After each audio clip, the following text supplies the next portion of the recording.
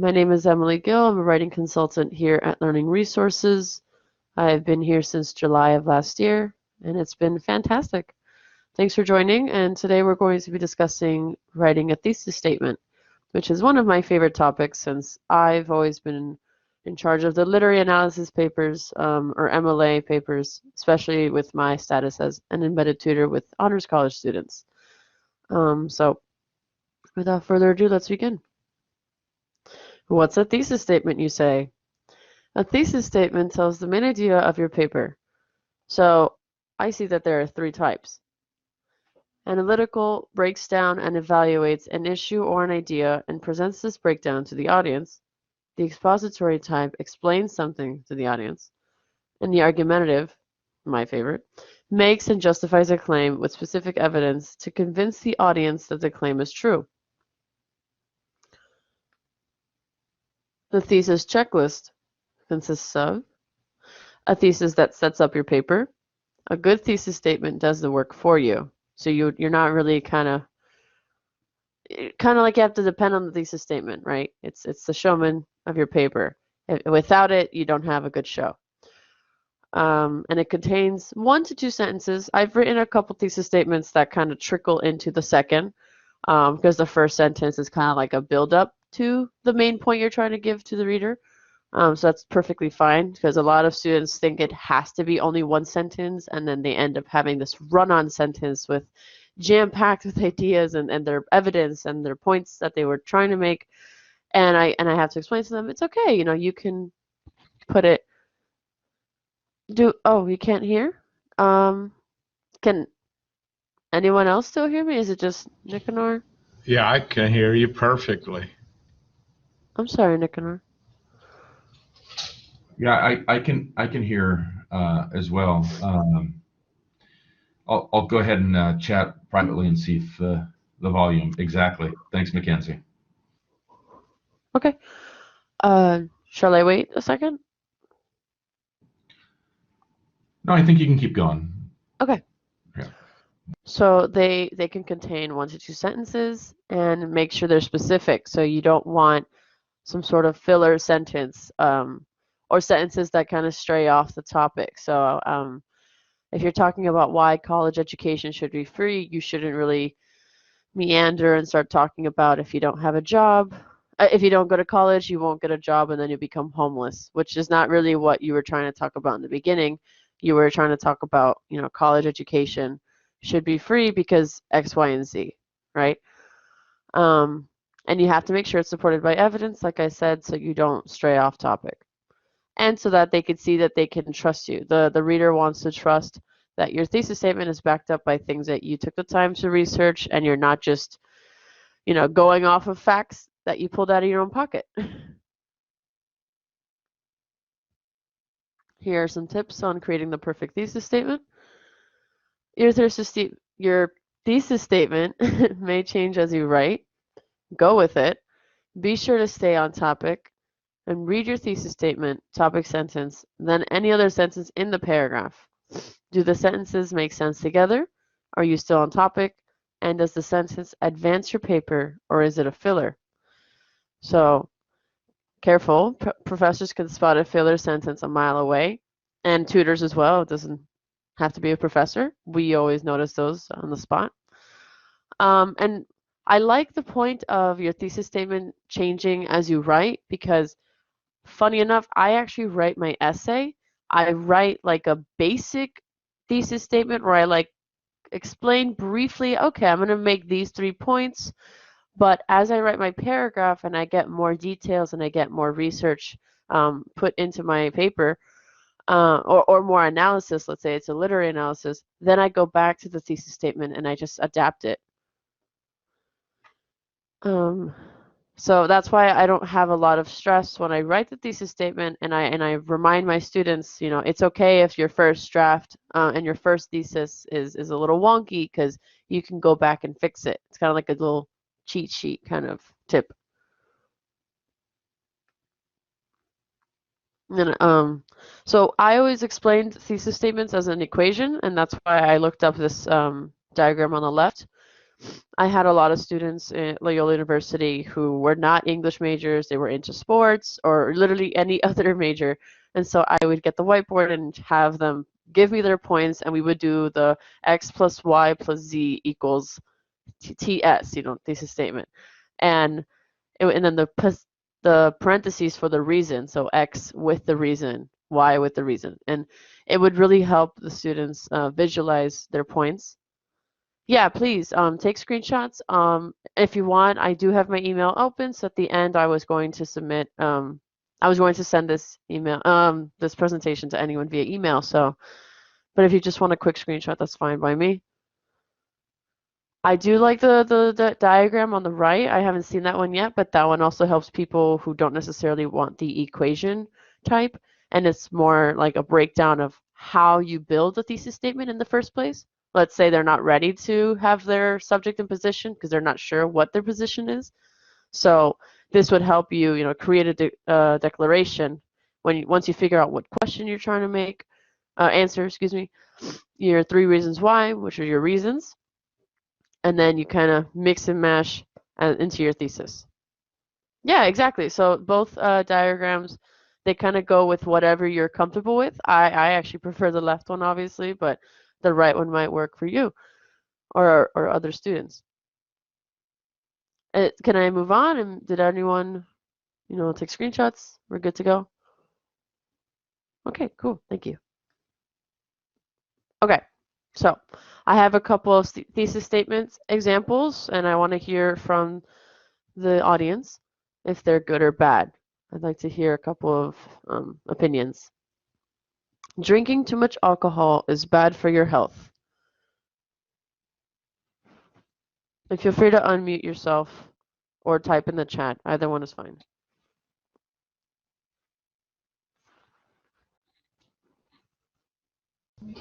Emily? Okay, Vinmari says it's okay, and Ed, yes? It's too general. It's not, Good, okay, it's not it's specific. bad for your health. Okay, what do you mean? What are you talking about? It needs to be a lot more specific. Perfect, okay. Any other takers?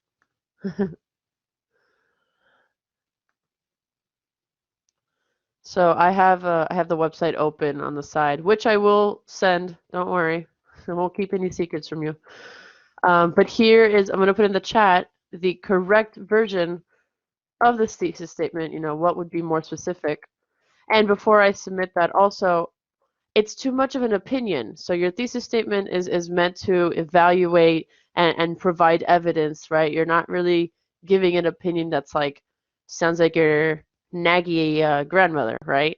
If it sounds like something that could be given to you in a condescending tone by an elderly, it's probably not a good thesis statement. So here's the correct version of that. It would be excessive alcohol consumption adversely affects your health and may contribute to liver disease, heart disease, and weight gain. So notice that they've got in a broader kind of, yeah, so they said excessive alcohol consumption, not drinking too much alcohol, which sounds very juvenile too. You want to sound more mature in your essay. It affects your health, right? So instead of bad for your health, they said that it affects it. They didn't even say negatively, they just said it affects it. And then it says may contribute. So, it's not for everyone, right? Like may contribute to liver disease, heart disease, and weight gain to some people, right?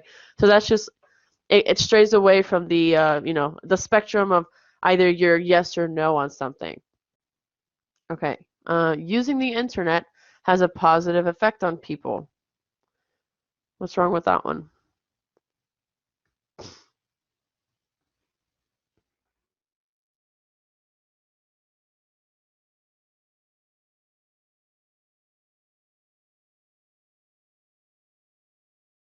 Mm-hmm.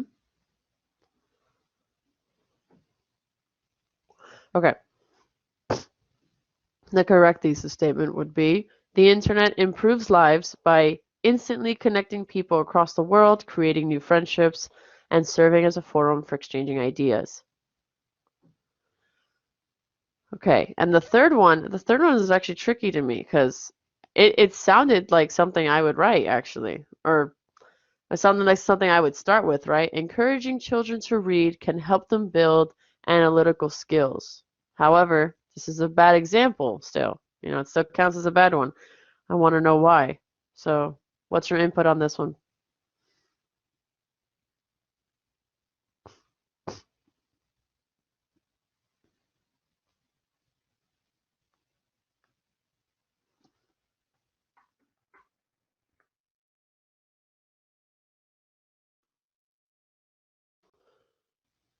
Any takers for what can be changed about this thesis statement?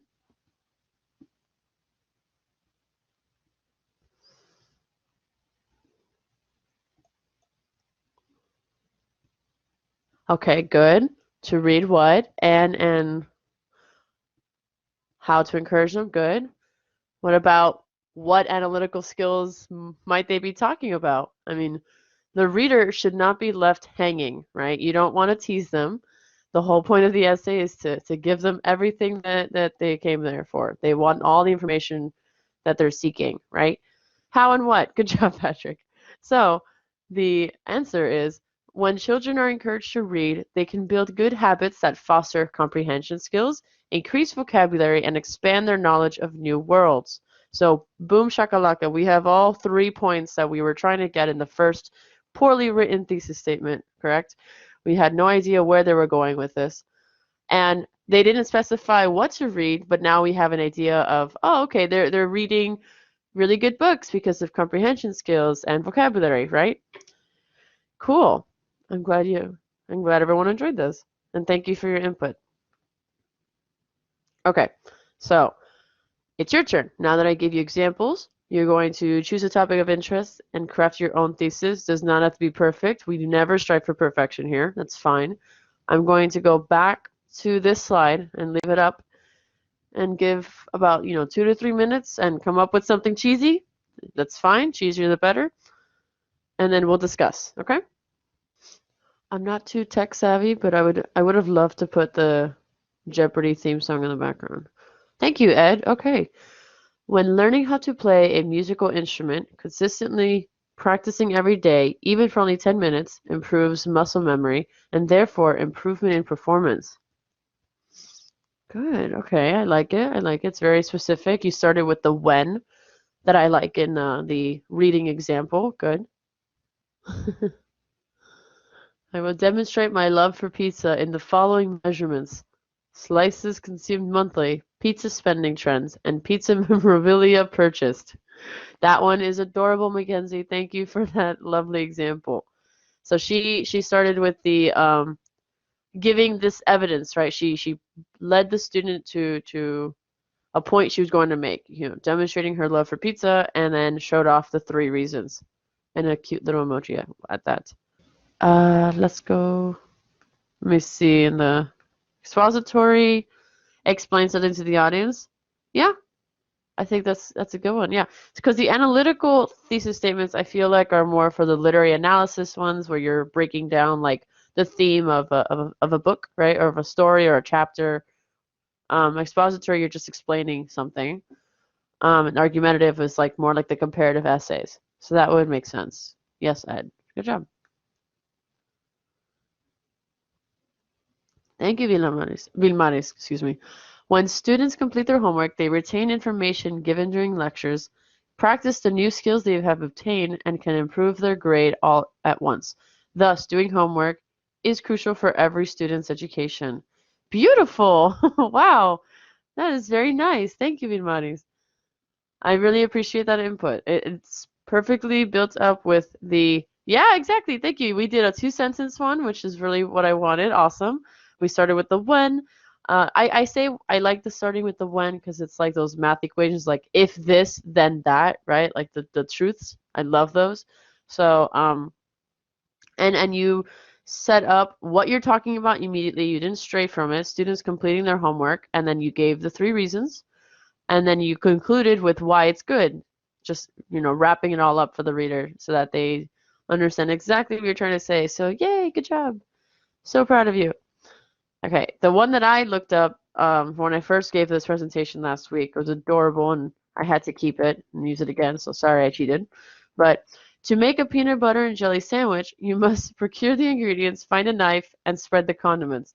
That's why I like Mackenzie so much, because we also talked about food. But when I first gave this statement, when I first gave this presentation, Teresita loved it because she thought it was hilarious. But it does describe the example. Bread, you must procure the ingredients. Well, I mean, yeah, the ingredients is just bread in general, but bread and the peanut butter and jelly. And you procure, you find a knife and spread the condiments. I mean, of course, this thesis statement isn't amazing, and actually, Binmani's would be like the perfect example. Thank you for that. But yeah, thank you so much, everyone, for giving your input. I really appreciated this kind of interactive activity. And I think that's it for now. So thank you for joining. Like I said, my name is Emily Gill. I'm your gal when it comes to daytime tutoring. I'm here from 11:30 a.m. to 4:30 p.m. And I specialize in grammar and sentence structure, thesis statements. I'm bilingual too, so I got you for that spicy Latin translation. You can make an appointment at mywconline.net. And if you have any questions, please reach me at my email posted here. I could send you the PowerPoint if you want. And yes, before you go, please fill out the survey that Patrick has put in the chat. Thank you, thank you, thank you so much for joining. I appreciate it. And good luck on your thesis statements.